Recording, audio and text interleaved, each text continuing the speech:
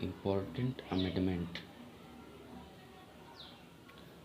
संविधान संशोधन 1956 राज्य पुनर्गठन आयोग 1953 में बनाया गया। इसके द्वारा दो महत्वपूर्ण परिवर्तन किए गए।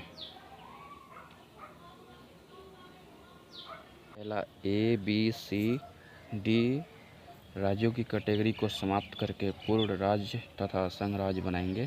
पूर्ण राज्य 14 होंगे, संघ राज्य 6। दूसरा, आर्टिकल 230 और आर्टिकल 231 में परिवर्तन हुआ। इसके तहत यह बताया गया कि हाईकोर्ट का अधिकार दूसरे राज्यों तक भी हो सकता है। 10 संविधान संशोधन 1961 पुर्तगाल से दादर एवं नागर हवेली को 1961 में केंद्र शासित प्रदेश घोषित कर दिया गया। गोवा को भारत का पूर्व राज्य 1987 में बनाया गया तथा 25वां राज्य बना गोवा।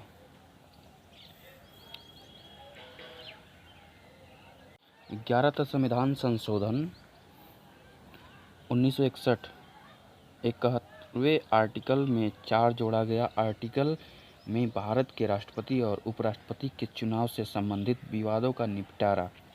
प्रेसिडेंट के इलेक्शन में लोकसभा और राज्यसभा असेंबली के सदस्य होते हैं।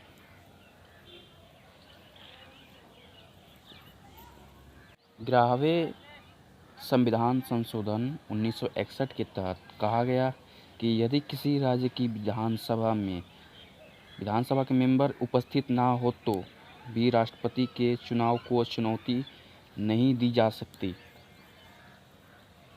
14वां संविधान संशोधन 1963 पुडुचेरी को संविधान की अनुसूची 1 में शामिल। पुडुचेरी में असेंबली और काउंसिल मिनिस्टर बनाए गए।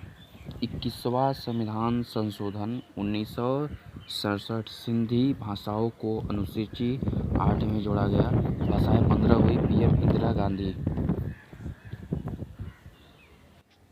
24वां संविधान संशोधन 1971 गोलकनाथ केस का फैसला आया। इसमें कहा गया कि संविधान में संशोधन अब संसद कर सकती है तथा मौलिक अधिकारों में भी संशोधन हो सकता है। आर्टिकल 13 और 368।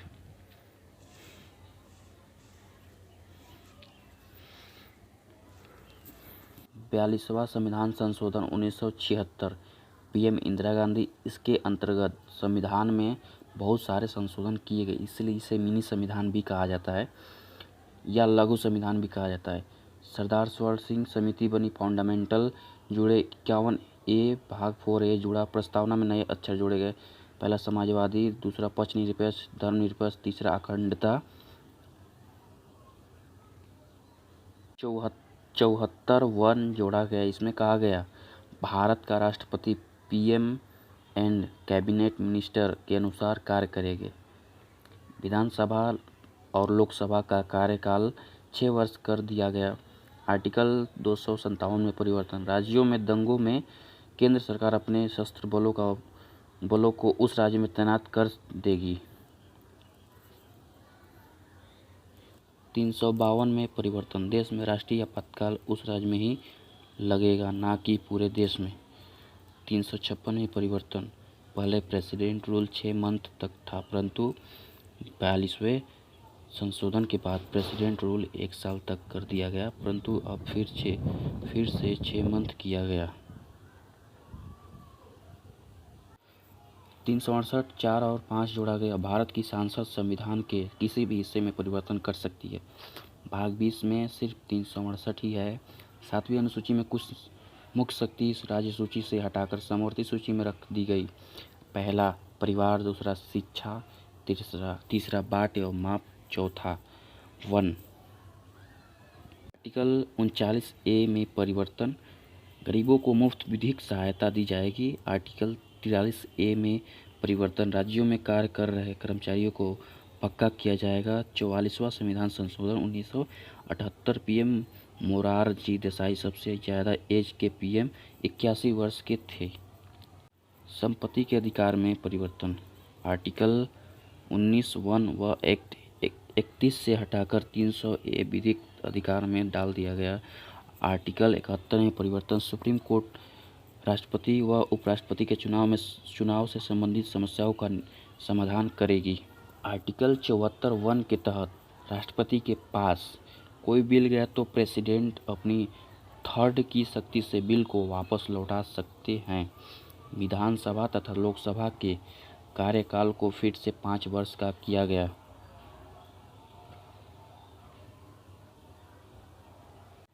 आर्टिकल 352, 356, 358, 359, 360 में परिवर्तन किया। इसमें कहा गया, यदि किसी राज्य के लोग हथियारों का उपयोग सरकार के खिलाफ करते हैं तो ही इमरजेंसी लगाई जाएगी। राष्ट्रपति व मंत्रिपरिषद को लिखित सूचना देनी होगी। इसकी न्यायालय में समीक्षा हो सकती है। 356 के तहत राष्ट्रपति शासन 6 माह के लिए लग सकता है। 358 में आर्टिकल 19 को तभी निलंबित किया जा सकता है जब बाह्य आक्रमण की परिस्थिति हो। 52वां संविधान संशोधन 1985 में किया गया। पीएम राजीव गांधी भारत के सबसे कम उम्र के प्रधानमंत्री थे। 10वीं अनुसूची को जोड़ा गया। दल बदल, यदि कोई व्यक्ति पार्टी से इस्तीफा दे दे तो वह सदन में भी नहीं बैठ सकता था। किसी दूसरी पार्टी में मिल गया तो सदस्यता खो देगा। यदि कोई नेता सांसद में पार्टी से विपरीत जाकर वोटिंग करता है तो भी उसकी सदस्यता चली जाएगी।